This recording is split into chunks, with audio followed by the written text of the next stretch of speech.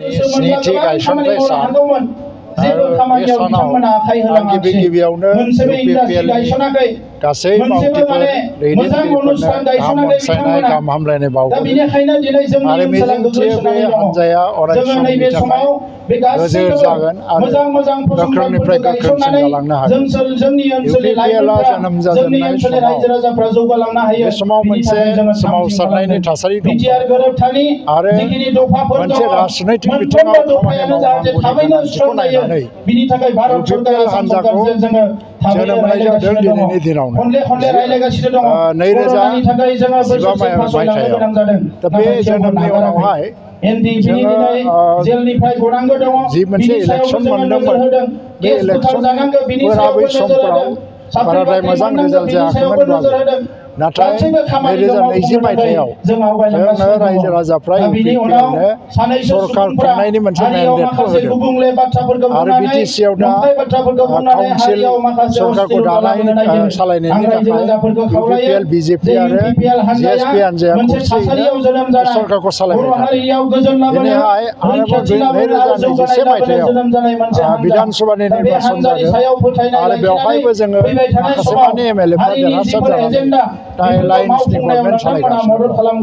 जोंनि थांखिया जाहैबाय BTR गोरोबथाखौ मावफुंनांगौ, गोजोना जेब्लायबो स्थायी जानांगौ, पारमानेन्ट जानांगौ आरो जौगानाय फैनांगौ। BTR गोरोबथाखौ मावफुंनो थाखायनो बे हान्जाया क्षमतायाव फैदों जेला बेनो जोंनि थांखिबो जोंनि बिबानबो आरो बेखौ मावफुङालासिनो UPPL हान्जाया थांनानै थानो हानाय नङा। बेनिखायनो दिनैनि दिनाव BTR सुक्तिखौ आबुङै मावफुंथारनांगौखौनो मोनसे संकल्प हिसाबै लानानै जोंनि गोहो एबा क्षमताया जोंनि गुबै थांखि नङा, क्षमता दखल खालामनानै थानायल'आनो जोंनि थांखि नङा। बे हिसाबै जोङो बे गोरोबथाखौ जेरैखि जाया आखरजों आखर मोनफ्रोमबो दफाखौ मावफुंनाया जोंनि थांखि आरो बेखौनो लानानै जों मावनो हमदों। नाथाय गिबियाव जोङो BTC आव जिखिनि दायित्व दङ BTR ओनसोलाव बेखौ मावफुंग्रोनानै लागोन आरो लासै लासै नाथाय UPPLआ BTR ओनसोलनि खाथि खाला ओनसोलफ्राव बिनि प्रभाबखौ खोख्लैनो हादों होननानै आं सानो। सनितपुर बिश्वनाथफोरावथ' लासै लासैनो आगोलावबो दंमोन, गेजेराव एसे गैया बादि जाफिनदों दा, नाथाय बेखौबो लासैनो जोङो बेनि गोहोमखौ फुवारलांनो हागोन। बाइक अनसायगिरिफोरनि थाखाय मोनसे मोजां खौरां।